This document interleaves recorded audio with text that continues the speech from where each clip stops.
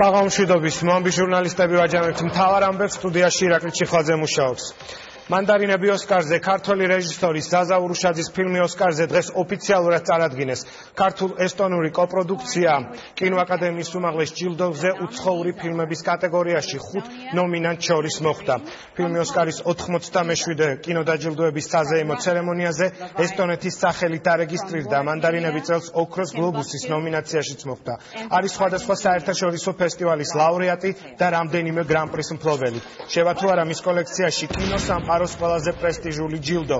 ოსკარის 22 თებერვალს დოლბის თეატრში გახდება ცნობილი. მანდარინების ოსკარის ნომინანტად დასახელებას სოციალურ ქსელში გამოეხმაურნენ საქართველოს პრეზიდენტი და პრემიერი და საქართველოს და ესტონეთს წარმატებები მიულოცეს. Можешь расстаться с этими местами? Очень любишь. Люблю.